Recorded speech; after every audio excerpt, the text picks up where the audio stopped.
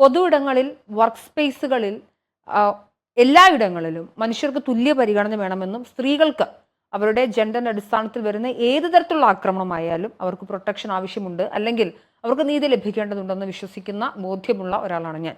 അതുകൊണ്ട് തന്നെ എന്നെ പോലെ തന്നെയുള്ളൊരു മാധ്യമ പ്രവർത്തകയ്ക്ക് അവർ വർക്ക് ചെയ്ത ഒരു മാധ്യമ സ്ഥാപനത്തിൽ മുൻപ് അവരിൽ സെക്ഷൽ അട്രോസിറ്റി അല്ലെങ്കിൽ അവരെ സംബന്ധിച്ച് ലൈംഗികമായുള്ള ആക്രമണങ്ങൾ ഉണ്ടായി എന്നുള്ളൊരു വലിയ വാർത്ത ഇന്നലെ വന്നിരുന്നു. റിപ്പോർട്ടർ ടിവിയിൽ മുൻപ് വർക്ക് ചെയ്തിരുന്ന 2 മാധ്യമ പ്രവർത്തകർ അവർ രാജിവെച്ചിട്ടുണ്ട്. ഇപ്പോൾ ഒന്ന് അഞ്ജന അനിൽകുമാറും മറ്റൊന്ന് വീണ ചാന്തും. ഇവർ രണ്ടുപേരും അവരുടെ ഫേസ്ബുക്ക് പ്രൊഫൈലിൽ 2 പോസ്റ്റുകൾ എഴുതിയിരുന്നു. ഒന്ന് ആദ്യം അഞ്ജന അനിൽകുമാറാണ് എഴുതിയത്. റിപ്പോർട്ടർ ടിവിയിൽ ഉണ്ടായ ദുരനുഭവങ്ങളെക്കുറിച്ച് അഞ്ജന അനിൽകുമാർ ഇതിനു മുൻപും സംസാരിച്ചിട്ടുണ്ട്. അതിനുശേഷമാണ് അഞ്ജന അനിൽകുമാർ ഇപ്പോൾ ഇങ്ങനൊരു വിഷയവുമായി ബന്ധപ്പെട്ട് വരുന്നത്. എന്തുകൊണ്ടാണ് അഞ്ജനയ്ക്ക് ലീവ് ലഭിക്കാതിരുന്നതെന്നും അവർ വർക്ക് ചെയ്തുകൊണ്ടിരുന്ന ഒരു സ്പേസിൽ അവർ വർക്ക് ചെയ്തുകൊണ്ടിരിക്കവേ ന്യൂസ് ഡെസ്കിൽ വെച്ച് തന്നെയാണ് അഞ്ജന അനിൽകുമാറിനെതിരെ സെക്ഷലായിട്ടുള്ള അബ്യൂസിങ് ഉണ്ടാകുന്നത്. അത് എന്താണെന്നൊന്നും അവർ പറയുന്നത് നമ്മൾ ചോദിക്കുന്നുമില്ല. പക്ഷേ ഇതവർ കംപ്ലൈൻറ്റ്, അതായത് ഒരു ഒഫീഷ്യൽ കംപ്ലൈൻ്റ് ആയിട്ട് പോയില്ല. പക്ഷേ ആ വ്യക്തമായും കൃത്യമായും പരാതി അയാളോട് സുഹൃത്തുക്കളെ അറിയിച്ചിരുന്നു. അതിനുശേഷം ഈ വ്യക്തിയെ കണ്ട് സംസാരിക്കുകയും ചെയ്യുന്ന കാര്യങ്ങൾ ഉൾപ്പെടെ പറയുന്നുണ്ട്. അതിനുശേഷം ഇവർക്ക് ലീവ് കിട്ടാത്ത സാഹചര്യം ആ വ്യക്തിക്ക് ആ മാധ്യമ സ്ഥാപനത്തിൽ ഉണ്ടായിരുന്ന സ്വാധീനമുള്ളത് കൊണ്ടാണ് അഞ്ജനയ്ക്ക് പിന്നീട് അവിടെ ലീവ് കിട്ടാതെ വന്നത്. വലിയ ഗുരുതരമായി കൈയൊടിയുന്ന ഒരു സാഹചര്യം ഉണ്ടായിട്ട് പോലും അതിൽ സർജറിക്ക് പോലും ഒരു ലീവ് കൊടുക്കാത്ത തരത്തിലായിരുന്നു കാര്യങ്ങൾ ഉണ്ടായിരുന്നത്. അതായത് വർക്ക് സ്പേസിൽ പീഡനം നേരിടുന്നത്, അതായത് ഞാൻ പറഞ്ഞത് ലൈംഗികമായ ഉപദ്രവം ഉണ്ടാവുന്ന മാത്രമല്ല മാനസികമായ പീഡനം ഉണ്ടാവുകയും ചെയ്യുന്ന ഒരു സാഹചര്യത്തിലൂടെ ആ കുട്ടി കടന്നു പോയതായി പറയുന്നു. തൊട്ടടുത്ത നിമിഷമാണ് വീണ ചാന്ദ് എന്ന് പറയുന്ന ഒരു സ്ത്രീ, അവിടുത്തെ സീനിയർ ജേർണലിസ്റ്റ് ആയിട്ടുള്ള ഷെഫീഖ് താമരശ്ശേരി മോശമായി പെരുമാറി എന്ന് പറഞ്ഞുകൊണ്ടൊരു പോസ്റ്റ് ഇടുന്നു. ആദ്യമായിട്ടായിരിക്കാം ഒരു വിക്ടിം തന്നെ സാധാരണഗതിയിൽ പ്രമുഖൻ എന്നൊക്കെ പറയാറുണ്ട്. പക്ഷെ ഇത്തവണ കൃത്യമായി ആരാണ് തന്നെ അങ്ങനെ ഉപദ്രവിച്ചിരുന്നതെന്നും എന്നാൽ അടുത്തിടെ മാത്രം ഭർത്താവ് മരിച്ചിരുന്ന തനിക്ക് മാനസികമായ പ്രശ്നങ്ങൾ ഉള്ളതുകൊണ്ടാണ് വർക്ക് സ്പേസിൽ ഇങ്ങനെ പെരുമാറുന്നതെന്നും എന്നാൽ പിന്നീട് ഇതിൻ്റെ പേരിൽ അവർ ക്രൂരമായി ദ്രോഹിക്കപ്പെടുകയും ചെയ്യുന്ന സാഹചര്യത്തെക്കുറിച്ച് പറയേണ്ടതുണ്ട്. നമുക്കൊരു സ്ത്രീ കേവലം ഏതെങ്കിലും ഒരു പുരുഷനെക്കുറിച്ച് ആരോപണം ഉന്നയിച്ചാൽ ഉടനെ ആ പുരുഷൻ മുഴുവൻ തെറ്റുകാരനാണെന്ന്, അതായത് നമ്മൾ അങ്ങനെയാണല്ലോ, നമുക്ക് തെളിവുകൾ വേണ്ടതുണ്ട്, ഈ സ്ത്രീകൾ പറയുന്നത് സത്യമുണ്ടോ എന്ന് അറിയേണ്ടതുണ്ട്, ഇവർക്ക് എന്തെങ്കിലും വ്യക്തിപരമായ പ്രശ്നങ്ങളുണ്ടോ എന്ന് അറിയേണ്ടതുണ്ട്. ഇതൊക്കെ അറിഞ്ഞാൽ മാത്രമാണ് ഇത് നമുക്കൊരു പൂർണ്ണമായ തീരുമാനമെടുക്കാനും അതൊക്കെ പോലീസ് അന്വേഷണവും കാര്യങ്ങളുമായൊക്കെ പോകേണ്ടതുണ്ട്. പക്ഷേ ഇവിടെ ഏറ്റവും പ്രധാനമായി ചോദ്യം ചെയ്യപ്പെടുന്നത് ഇതൊക്കെ അറിയാമായിരുന്ന അവിടുത്തെ പല ജേർണലിസ്റ്റുകളും പ്രധാനപ്പെട്ട മാനേജ്മെൻറ്റും ഒക്കെ എന്തുകൊണ്ട് ആക്ഷൻ എടുത്തില്ല എന്നൊരു ചോദ്യം ബാക്കിയാവുന്നുണ്ട്. അതിന് കൃത്യമായ ഒരു ഉത്തരം പറയേണ്ടതുണ്ട്. പ്രത്യേകിച്ച് ഒരു മാധ്യമ സ്ഥാപനമാണ്. നമ്മൾ രാവിലെയും റിപ്പോർട്ടിനെ കുറിച്ച് പറയണം. മലയാള മാധ്യമ രംഗത്ത് വലിയ വിപ്ലവം തീർത്തൊരു അല്ലെങ്കിൽ ഒരു പുതിയ ട്രെൻഡ് സെൻറ്ററായി വന്നൊരു മാധ്യമത്തിന് ഇത്തരം വിഷയങ്ങളിലൊരു നിലപാട് കൂടിയുണ്ട്. അരുൺകുമാർ അദ്ദേഹത്തിൻ്റെ ഫേസ്ബുക്ക് പോസ്റ്റായിട്ട് ഇട്ടിരിക്കുന്നത് ഞങ്ങൾക്ക് പരാതി ലഭിച്ചിട്ടുണ്ടെങ്കിൽ കൃത്യമായ അന്വേഷണം നടത്തുമെന്നും മാത്രമല്ല ഹൂ കെയേഴ്സ് എന്ന് ഞങ്ങൾ തിരിച്ചു ചോദിക്കില്ല എന്നും പറയുന്നൊരു നിലപാട് അദ്ദേഹം വ്യക്തമാക്കിയിട്ടുണ്ട്. എന്തായാലും അത് സ്വീകാര്യമാണ്, അത് അങ്ങനെ തന്നെയാണ് വേണ്ടത്. പക്ഷേ ഇത്രയും ഡെവലപ്ഡ് ആയൊരു സിറ്റുവേഷനിൽ പോലും സ്ത്രീകൾ സുരക്ഷിതരല്ല എന്നാണോ ആശിക്കാൻ മനസ്സിലാക്കേണ്ടത്? തീർച്ചയായും എല്ലാ സ്ഥാപനങ്ങളിലും ഇതുപോലെ വൈകൃതമുള്ള ആളുകൾ ഉണ്ടാവും എന്നാണ് നമുക്ക് മനസ്സിലാക്കാൻ കഴിയുന്നത്.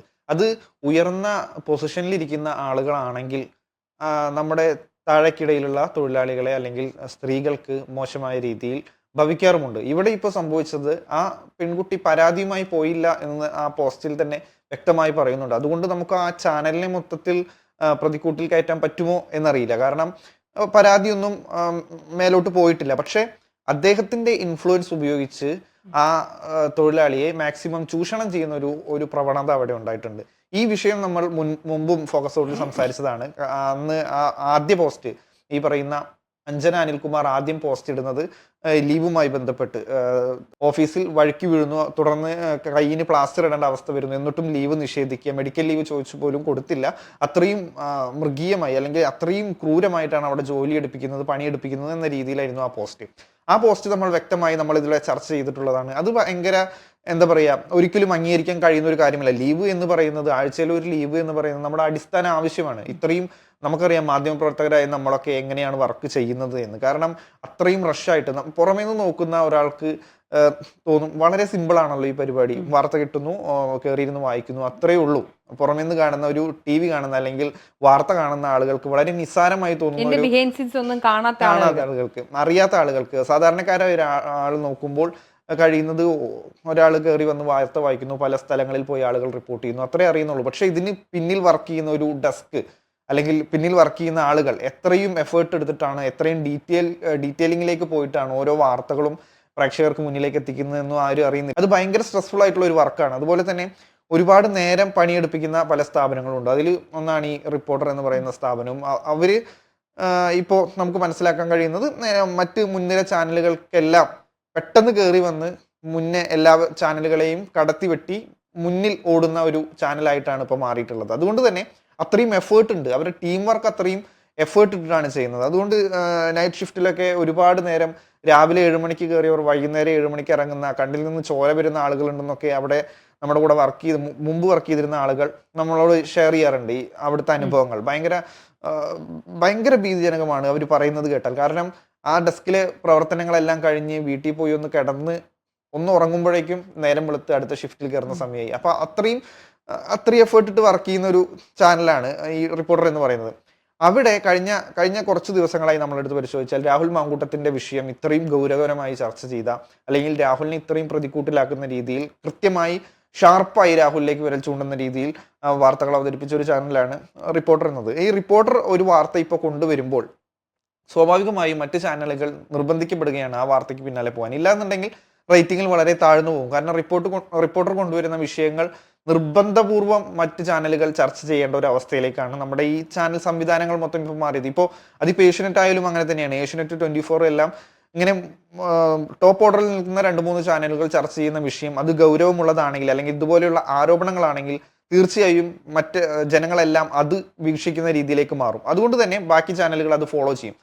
അങ്ങനെ രാഹുലിന്റെ വിഷയം ഇത്രയും കൈകാര്യം ചെയ്തിരുന്ന ഒരു ചാനൽ, ആ ചാനലിൽ ഉള്ളിൽ നടന്ന ഒരു ഇതേ സമാന രീതിയിലുള്ള ഒരു സംഭവം അറിഞ്ഞില്ല എന്ന് പറയുമ്പോൾ അത് ഭയങ്കര മോശപ്പെട്ട ഒരു കാര്യമാണ്. കാരണം പുറത്തുള്ള വാർത്തകൾ കണ്ടുപിടിക്കാനും തേടിപ്പോവാനും കാണിക്കുന്ന ആർജവം തങ്ങളുടെ സഹപ്രവർത്തകർക്ക് നേരിടുന്ന പ്രശ്നങ്ങൾ പരിഹരിക്കാനോ അല്ലെങ്കിൽ അത് അന്വേഷിക്കാനോ സമയമില്ല എന്ന് പറയുന്നത് തീർത്തും അത് അംഗീകരിക്കാൻ പറ്റുന്ന ഒരു കാര്യമല്ല. പുറത്ത് നടക്കുന്ന ഇപ്പോൾ നമ്മൾ വീട്ടിൽ പറയും നാട്ടിലെ കാര്യങ്ങൾ മൊത്തം അറിയാം, പക്ഷെ വീട്ടിൽ എന്താ നടക്കുന്നതെന്ന് അറിയില്ല എന്ന് നമ്മൾ പഴഞ്ചൊല്ല് പണ്ട് പറയാറുണ്ട്. അതുപോലെ ഒരു സംഭവമാണ് സ്വന്തം കുടുംബത്തിൽ അല്ലെങ്കിൽ സ്വന്തം സ്ഥാപനത്തിൽ എന്ത് നടക്കുന്നു എന്ന് അന്വേഷിക്കാതെ മറ്റുള്ളവരുടെ പ്രശ്നങ്ങളും കുറ്റങ്ങളും ജനങ്ങളിലേക്ക് എത്തിക്കാൻ ശ്രമിക്കുക. ഇവിടെ ഇത്രയും ഗുരുതരമായ ഒരു സ്ത്രീ നേരിട്ട ഒരു പ്രശ്നത്തെ പറ്റിയാണ് പറയുന്നത്. എന്നിട്ട് പോലും അതിവരെ അറിഞ്ഞിട്ടില്ല, മാനേജ്മെന്റ് അറിഞ്ഞിട്ടില്ല എന്ന് പറയുന്നതൊന്നും നമുക്ക് വിശ്വസിക്കാൻ പറ്റുന്ന ഒരു കാര്യമില്ല. പരാതിയായിട്ട് എത്തിയിട്ടില്ല എങ്കിൽ കൂടി അപ്പൊ സ്വന്തം സ്ഥാപനത്തിൽ ഒരു പ്രശ്നം വരുമ്പോൾ അത് അറിയുക, അല്ലെങ്കിൽ മറ്റുള്ളവരിൽ നിന്ന് നമ്മുടെ കൂടെ വർക്ക് ചെയ്യുന്നവർക്ക് എന്തെങ്കിലും പ്രശ്നമുണ്ടോ എന്ന് അറിയുന്നത് മാനേജ്മെന്റ് അറിയേണ്ട കാര്യമാണ്. അത് അവർ അറിഞ്ഞിട്ടില്ല, അല്ലെങ്കിൽ അറിഞ്ഞാൽ ആക്ഷൻ എടുക്കും എന്ന് പറയുന്ന മുടന്ത ന്യായങ്ങളൊന്നും പറഞ്ഞിട്ട് കാര്യമില്ല. കാരണം ഗുരുതരമായ ഒരു ആരോപണമാണ്. അതൊന്നല്ല, 2 പേർ ഒരുമിച്ച് പറയുന്നു. ഇനിയും അത്തരത്തിലുള്ള ആരോപണങ്ങൾ അല്ലെങ്കിൽ അത്തരത്തിലുള്ള പ്രശ്നങ്ങൾ നേരിട്ട ആളുകൾ ഇനിയും ഉണ്ടാവാമല്ലോ. ആരും ഇതുപോലെ സീനിയേഴ്സിന്റെ അടുത്ത് ചോദിക്കുമ്പോൾ അവർ പറയുന്നത് പരാതി പറഞ്ഞു കഴിഞ്ഞാൽ അവർക്കാണ്, അവരുടെ കരിയറിനാണ് ദോഷം ചെയ്യുക, അല്ലെങ്കിൽ അവർക്കാണ് പ്രശ്നം വരിക എന്ന്. ഇത് വ്യക്തമായി നമുക്ക് പോസ്റ്റ് വായിക്കുമ്പോൾ മനസ്സിലാവുന്ന ചൂഷണം ചെയ്യുക. അപ്പം നമുക്ക് പെട്ടെന്ന് ജോലി ഇല്ലാതായി കഴിഞ്ഞാൽ ഉണ്ടാകുന്ന ഒരു ബുദ്ധിമുട്ട് അത് ഇന്നത്തെ സമൂഹത്തിൽ വലിയൊരു കാര്യമാണ്. കാരണം ഒരുപാട് EMI-കളും മറ്റടവുകളും എല്ലാം കൊണ്ട് നടക്കുന്ന ആളുകൾക്ക് പെട്ടെന്ന് ഒരു സമയത്ത് ഈ ജോലി റിസൈൻ ഇടണം, അല്ലെങ്കിൽ ജോലി റിസൈൻ ഇട്ട് പോകേണ്ട ഒരു അവസ്ഥ വന്നു കഴിഞ്ഞാൽ ഉണ്ടാകുന്ന ബുദ്ധിമുട്ട് എന്താണെന്ന് ഈ മുതലാളിമാർക്ക് നന്നായിട്ട് അറിയാം. അതുകൊണ്ട് തന്നെ ആ ഒരു അവസ്ഥയെ ചൂഷണം ചെയ്യുകയാണ് ചെയ്യുന്നത്. പരാതി പറഞ്ഞു കഴിഞ്ഞാൽ നിങ്ങൾക്കാണ് പ്രശ്നം, നിങ്ങളെ ഇവിടുന്ന് സ്ഥാപനത്തിൽ നിന്ന് മാറ്റി അല്ലെങ്കിൽ വേറെ സ്ഥലത്തേക്ക് ട്രാൻസ്ഫർ അടിക്കുകയൊക്കെ ചെയ്ത് കഴിഞ്ഞാൽ നിങ്ങൾക്ക് തന്നെയാണ് ബുദ്ധിമുട്ട്. അതുകൊണ്ട് എന്തെങ്കിലും ഉണ്ടെങ്കിൽ നേരിട്ട് പോയി പറഞ്ഞ് നൈസായിട്ട് അത് ഒഴിവാക്കുക, അല്ലെങ്കിൽ ആ ഒരു നൈസായിട്ട് അത് കൈകാര്യം ചെയ്തിട്ടില്ലെങ്കിൽ നിങ്ങൾക്ക് തന്നെയാണ് പ്രശ്നം എന്ന് പറഞ്ഞ് ഒഴിവാക്കി വിടുന്ന ഒരു രീതി. ഇങ്ങനെ എത്ര സ്ത്രീകളുടെ ഇത്തരത്തിലുള്ള പ്രശ്നങ്ങൾ അനുഭവിച്ചിട്ടുണ്ടാവും. ഇപ്പൊ രാഹുൽ മാങ്കൂട്ടത്തിന്റെ കേസ് നമ്മളെടുത്ത് പരിശോധിക്കുമ്പോൾ ഒരാളും പരാതിയുമായി വന്നിട്ടില്ല. ആ സമയത്ത് പരാതി പറഞ്ഞില്ലെങ്കിലും സ്വമേധയാ കേസെടുത്ത് അന്വേഷിക്കണം എന്ന് വാദിച്ചുകൊണ്ടിരിക്കുന്ന ആളുകളാണ് ഈ മാധ്യമപ്രവർത്തകരെല്ലാം. അപ്പോൾ കൂട്ടത്തിൽ അങ്ങനെ ഒരു പ്രശ്നം വരുമ്പോൾ എന്തുകൊണ്ട് ആ നിലപാട് സ്വീകരിക്കുന്നില്ല? അതാണ് ഇവിടെ. അതായത് നീതിയുടെ നാവാണ് ഞങ്ങൾ എന്ന് പറയുന്ന ആളുകൾ സ്വാഭാവികമായും ഇത്തരമൊരു വിഷയം പ്രധാനമായും എടുത്ത് ചർച്ച ചെയ്യേണ്ടതും അടിയന്തരമായി പരിഹരിക്കേണ്ടതും. ഇപ്പോൾ കുറച്ച് നിമിഷങ്ങൾക്ക് മുന്നേ പോലും വീണ ചാന്ദ് ഒരു പോസ്റ്റ് ഇട്ടിട്ടുണ്ട്. ഈ എന്താ പറയുക, ഇവർക്ക് ഇപ്പോൾ വരുന്ന സ്ലട്ട് ഷെയിമിങ്ങളെ കുറിച്ചും ഒക്കെയുള്ള കാര്യങ്ങൾ പറയുന്നുണ്ട്. അതായത് മാനേജ്മെന്റ് ഇതുവരെ അത് തിരക്കിയിട്ടില്ല, പക്ഷെ അവരെ സംബന്ധിച്ചിടത്തോളം രാജിവെച്ചു പോയ ആളുകളാണ്. അപ്പോൾ അപ്പോഴും മാധ്യമത്തിനുള്ളിൽ ഈ പ്രതികൾ അവിടെ ഉണ്ട്. അവർക്കെതിരെ ആക്ഷൻ എടുത്തിട്ടുണ്ടോ എന്ന് നമുക്കറിയില്ല. എടുത്തിട്ടുണ്ടെങ്കിൽ അത് മികച്ച മാതൃകയാണ്, എടുത്തിട്ടില്ല എങ്കിൽ അത് നീതികേടാണ്. നമ്മൾ ഒരു സമൂഹത്തിനോടൊരു കാര്യം അഡ്രസ്സ് ചെയ്യുമ്പോൾ ആദ്യം നമ്മൾ ശുദ്ധീകരിക്കപ്പെട്ടിരിക്കണം എന്നൊരു വിചാരം വേണം. അതായത് ഞാൻ പൊളിറ്റിക്കലി ഇൻകറക്റ്റ് ആയിരുന്നുകൊണ്ട്, ഞാൻ ഏതെങ്കിലും തരത്തിലൊരു സ്ത്രീയെയോ പുരുഷനെയോ എന്താ പറയുക ബോഡി ഷെയിം ചെയ്തുകൊണ്ട്, ഞാൻ എൻ്റെ കോവർക്കേഴ്സിനെ മര്യാദയ്ക്കും ജനാധിപത്യപരമായി ട്രീറ്റ് ചെയ്യാതിരുന്നുകൊണ്ട്, ഞാൻ ഇവിടെ ചാനലിന് മുന്നിൽ ക്യാമറയ്ക്ക് മുന്നിൽ വന്നിരുന്ന് ജനങ്ങളോട് പൊളിറ്റിക്കൽ കറക്റ്റ്നെസ്സിനെ കുറിച്ചും ജനാധിപത്യ ബോധത്തെക്കുറിച്ചും സ്വാതന്ത്ര്യത്തെക്കുറിച്ചും മാനവികതയെക്കുറിച്ചും പ്രസംഗിക്കുന്നതാണ് ഏറ്റവും വലിയ അശ്ലീലം. അത് ഞാൻ പറഞ്ഞത് ഈ പോണല്ല അശ്ലീലം, ഇതാണ് അശ്ലീലം. അതാണ് നമ്മൾ ഏറ്റവും മോശമായ ഒരു രീതിയാണ്. ആ മാധ്യമ സംസ്കാരം ഒരിക്കലും അംഗീകരിക്കാൻ സാധിക്കുന്നതല്ല.